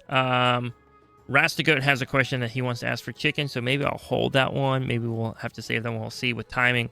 But he has a second question. He has a follow-up. We're not going to read the original, but he says, I looked at a follow-up question. Assuming you aren't super busy with real-life stuff, what do you like to do during these dead weeks? So this kind of came out of last week when we didn't have, or I guess like when the podcast comes out, like 2 weeks ago, when the news patch came out, but there wasn't like a season to play. What do you like often do during like quieter weeks, or even the end of a season, right? When you know that season's coming to an end, do you guys go play other games? Do you farm transmog? Do you just like log off and play another game? Log off, play another game. J-Ro, I guess you got into Marvel Rivals, right? Rivals now, man. Like I'm just trying to like branch out a little bit, but I always find myself just playing a different version of WoW. That's true. Classic's a good one. Hardcore, like it's Harv, what do you got? What do you got? What's the Harv go to? I feel like your answer is the one I don't know. It might surprise you. Probably like a JRPG, like the Persona series, or RuneScape. I'll do that. Does surprise me, actually. That just kind of surprised me. Yeah. No, not a bad answer. I just wasn't expecting it. Bruno, did you ever play Monster Hunter Wilds yet? I haven't played Wilds yet. No! I was looking forward to it, but I We'll get you. Didn't have the money at the moment, so didn't get it. Yeah, I've heard good things though. It looks good. Good. I know you're a big Monster Hunter fan. Yeah, I just got into the series, dude. A couple months ago. It made me have PC blue screen like 3 times. I'm kind of mad about it. Oh no. No. Dude, so I'm in like a weird boat where like it's kind of odd for me because I make like WoW content, and so even in dead weeks, I'm like, I gotta go play WoW. But let's say hypothetically, I was like off work. It was a dead week, whatever, right? I'd probably play some Fortnite. I think Fortnite's usually my go-to when I want something different. I know that sounds odd. That's like an odd choice, but I still enjoy it. I still enjoy hopping on and playing with friends. All right. Next question coming in from listeners. Coda has a question. They say, how do you feel that classes... Okay, this is going to be a good one. Not everybody jump right away on this question. I think it's going to be a fun conversation. How do you feel that classes that are pure DPS should be the top DPS? I'm biased because I main a Warlock. Currently, they sim at the bottom of casters the day before the raid is releasing. It's not like I can just change my spec to add some other value to raid or party. I'm just crappy DPS any way you slice it. So before we actually hit the actual topic, I just want to just fact check real quick and make sure I know, because I actually don't know. Is Destro's looking pretty good right now, right? I thought it was towards the top, yeah. Yeah, I think Destro is like S tier from a ranking I saw like earlier. but I didn't look at actual damage meters from the raid itself. I just looked at a ranking somebody had. So I don't know if that's true. Not related to the, I mean, it's kind of related to the question, but it's not to dismiss your question. I'm just curious. I think, though, it looks like things did end up working out for Warlocks, which is nice. Warlock is middle, higher end for demo. Okay. Nice. Nice. As for the actual question itself, a lot of this stems, I think, back in Classic, right? So back in Classic, you had the idea that, like, if a class could, like, play multiple roles, that then it shouldn't be the best at any of those roles, so that like other classes who only did that one thing could be better at that one thing. And so, like, for example, and it didn't always work out. It did not always work out that way. In many cases, classes that multi-spec were still better, right? But like Holy Paladin, right? So let's say you're a healer, you're playing Holy Paladin, and then all of a sudden the tank goes down. Well, guess what? You already have your shield on. Like, might as well run in there and off tank a little bit, right? And that was kind of like the idea. It was like, oh, this person won't do as much damage. This warrior won't do as much damage. But if one of the tanks dies, we have a backup tank. He can just switch stances and go. I think ultimately the problem with that, though, is right, meta becomes a really important thing. When you're trying to juice out any little bit of damage that you can juice out, the difficulty then comes when it's like, okay, well, in Mythic Plus, we're never going to take a Enhancement Shaman because Enhancement can multi-spec, so like, or it can do other roles, so it's not as good, right? And so all of a sudden, like, Mage, Rogue, Hunter kind of become like the only DPS that you would see. Now, obviously, like, raid buffs are important and they're good, but it would create an unbalance in the game that just doesn't make sense in the way the game's designed now, where like, you're not switching. You're not going to go from DPS to healer middle of a boss fight. So the question is, what do you offer in the moment? Not necessarily what could you potentially offer if you had time to sit and rebuild your talents and like put new armor on. I think the simplest answer is WoW is not tuned around a class, it's tuned around a spec. Mm-hmm. You don't tune classes around class, you tune them around their spec. So regardless of if you can spec into another role, it doesn't matter, because at the end of the day, you're all just specs. Yeah, I agree with that, and I would add on that. Yeah, I would add on to that you should just never have it where all three of those specs are terrible. Like, that should never happen. It should never be where a point where like they're just not viable. The way someone told me to see it is, if you play a spec that's only DPS, all that it does is that instead of having one chance that you're in a meta spec, you have 3 chance to be a meta spec, because you just reroll to another spec. That's it. Yeah, I also think it's tough too, because to your point, X, what you're saying, there's a lot of players out there. So let's say I play the best example, right? Druid, right? Let's say I play Druid. And I love playing Bear Tank, right? I'm playing Bear Tank. It's fun. I enjoy it. And I look at the meta next season, and Bear Tank's garbage. Like, unrealistically, the worst thing you've ever seen in your entire life. Like, actually, Bear Tank is, like, a weaker tank than, like, playing Balanced Druid, right? Like, let's just hypothetically, right? Like, I don't know what happened. Blizzard just biffed it hard, and they were too embarrassed to admit it, so they won't fix it. I'm not going to just go and play Resto Druid. I'm not going to switch to Feral. Like, I don't, right? Like, at that point, even though I have those options, I don't want to play a healer. I was playing a tank. So I think part of the question, and we kind of were talking about this question a little bit ahead, because it's just such a good one. Because you are right, though, to an extent where, like, there are a lot of players out there where maybe they're stuck on their class because they don't want to take the time to gear up a new class. That's fair. Maybe you're stuck on your class because you love the class fantasy of it. That's fair. Maybe you're on your class because that's the one class that actually is enjoyable for you to play. That's fair, right? But it does kind of suck when, like, the pendulum swings and all of a sudden you're no longer, like, the meta option. But it is such an interesting thing, though, because at the end of the day, right? The I hate to say it, the best answer is to just swap, right? Like, if you're not happy with what you're playing, play something different. And I know that maybe that takes a second to make that change, or maybe your guild's expecting it from you. But, like, it really is. It's the only option, because, again, like, I love my Death Knight. I love my Death Knight. You know what spec I don't play on my Death Knight? Any of them that aren't blood. I just play blood. That's it. I just play blood. I was gonna say you should play what you enjoy. Yeah. Like not what like don't chase meta. Unless you're like one of these guys that want to chase like the title and they want to put in like 14 hours a day on WoW only running keys, like that is up to you obviously. Yeah. But like you don't even need to worry about that. Like just worry about like what you enjoy and get really good with that class. And I guarantee you'll beat almost every person in those keys in DPS if you also have that character down. Also, I would like to add in DPS meter differences are really small. Like I feel like we act like they're this huge thing. They're actually generally pretty dang small. It matters really only in like the highest of high content. But that's where parses, I think, become super important. People downplay parses all the time. They talk trash on parses. Parses are beautiful. I love parses. Parses are amazing. All parses do are tell you how you're doing stacked up against other players doing the same thing you're doing, right? So that lets you know, oh, hey, I have room for improvement. I can improve. When you're going to raid, don't look at the overall damage from your raid team. And I know that's what you're going to want to compare to. You're going to want to compare to your raid team and be like, how am I doing compared to the people I'm friends with, right?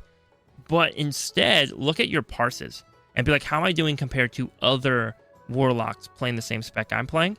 And if you're not at the top, figure out why and work on it and get to the top. The beauty of that is if you can get to the top, even if your spec is like the worst possible spec, if you make it to the top on most raid teams, now Mythic is a little different, but on most raid teams, you'll still make it to the top of your DPS meters for your raid team if you can improve your parse, regardless of whether you're meta or not. But that's why I think parse is nice, because it's a comparison to people doing the same thing you're doing, not people playing a different thing than you are. Yeah, that was well so I guess said. they asked if it should be. They asked if the 3 spec classes like that should be better. Is what they're asking, or were they kind of just? So I don't. Yeah.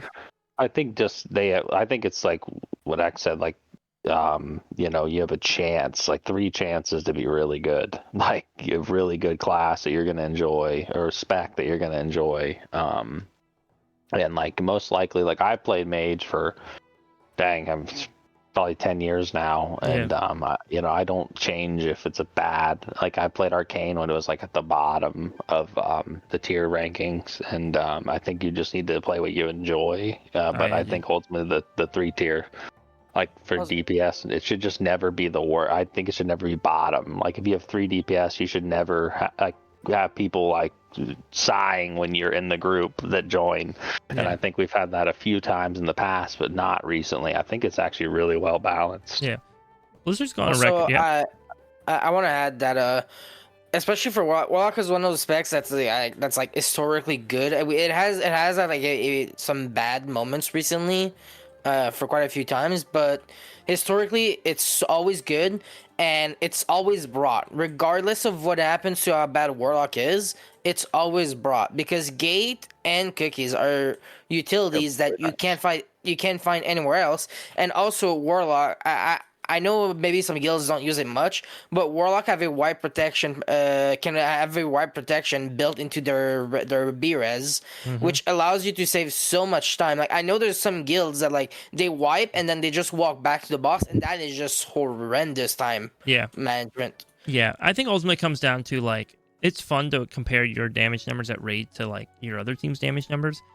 But you just have to, like, Blizzard's been on record saying that they intentionally never balance perfectly balanced classes. Partly because I think it's just way too much work. It's probably just way too much work to perfectly balance. But the reason why they gave is because they really like the pendulum swing, where by bringing certain specs in and out of popularity and meta, it allows people to kind of have a fresher game experience for players who want to keep making those changes. At the same time, though, too, right, to your question, I actually think what you're asking for kind of, to an extent, exists the more I think about it. And we will wrap up soon, don't worry. But I do think it kind of exists because, right, as someone mentioned earlier, let's use Priest, for example, right?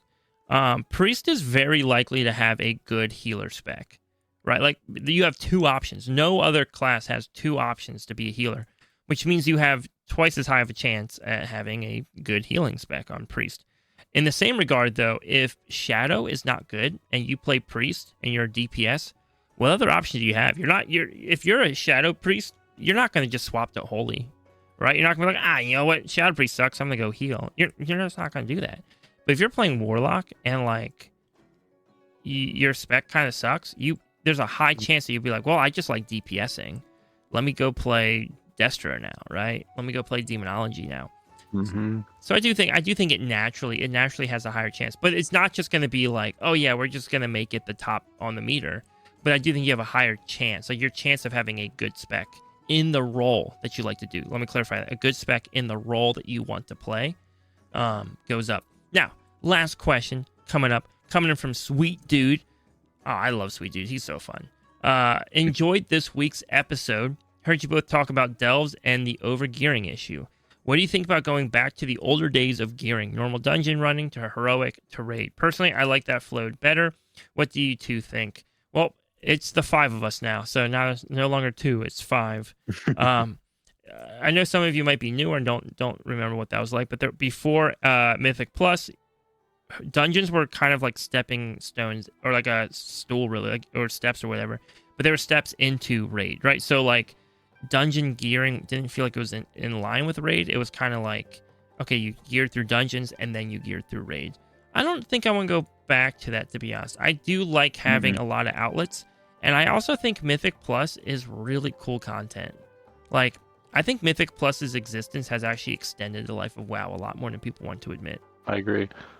I think in Burning Crusade, if this is the right, I think that was the expansion. It was like you would do these heroic dungeons. They were really hard, but you didn't get any gear. You just built up these currency till like you'd get 100 of them, and you'd get like one really nice piece. Like, but it took forever to get that piece. But it was like the only way you could gear was raid. But it was kind of nice. Like you got to pick the piece you wanted in that vendor. And but I wish maybe we would move that's a discussion for another day. But the vault is kind of what I wish it'd be more like the Bullion system, or however you pronounce that, and like what we had in the past year. But yeah. I think I think it's but I think it's overall again. They're called Dinars again. Yeah. They're back. We don't know how we're gonna get one, but there will be one this season, J-Rob. Don't worry. Interesting. In the 0.5 patch, right? In the 0.5 patch, there'll be one. Yeah. Hey, that'll be nice. So what's the question? Like, if you just short it? Yep. So the shorthand of the question is, would you guys want to go back to a time where gearing was very linear, right? So rather than saying, hey, you could gear through raid, dungeons, or delves, it's like, hey, you gear through some dungeons and then you gear through raid. So dungeons step into raid, right? Because that's initially what it was. Raids were kind of just super dungeons. Yeah, I think my problem with doing that is a lot of people actually don't enjoy raiding for multiple reasons. And I think forcing people to do raid for the best gear, I mean, there is some part of that that's actually relevant, true right now. Like some trinkets are just like, for example, Spy Master last season. If you had a Spy Master, you were just better than someone who didn't have it. I do think a little bit of crossover. I think a little bit of crossover is nice. I think enticing people to do it is good. I think forcing people to do it is a different problem. It's a problem. Yeah, Well, I think it depends though. That's your only way to do it. That's scary. I'm not convinced that the whole like, oh, this item's BIS, so I'm being forced to do it. Nah, you want to do it.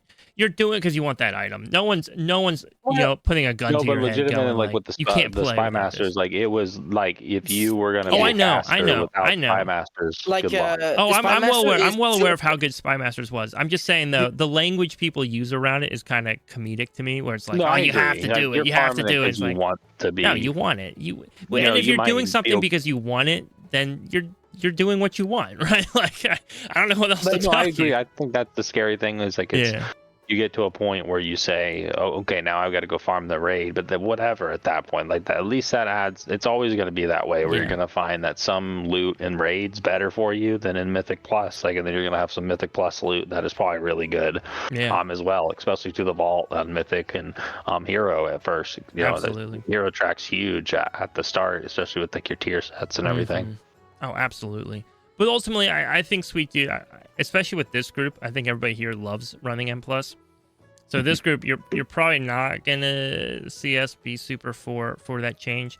I don't know what you're talking about. I think it was a different era of WoW. If M Plus wasn't in the equation, then yeah, that makes sense. But M Plus adds that was the difficulty for dungeons. It was hard to come up with a way to make dungeons difficult, like raiding was difficult, because you couldn't make them too complex with mechanics. Because again, they're only meant for 5 people, and so I think speeding them up and adding a timer, like a challenge mode to them, I think that's ultimately what allowed Blizzard to make dungeons kind of in many ways on par in difficulty with raiding.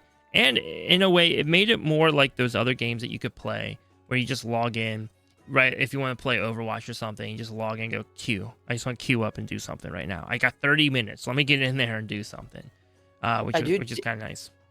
I think it's also that dungeons would likely have fallen into irrelevance as people got better. Oh, they did. 100% they did. Because even nowadays, like let's say I start a new character, I just ask one of my friends. I can just ask one of my friends, can you boost me to a 10 real quick?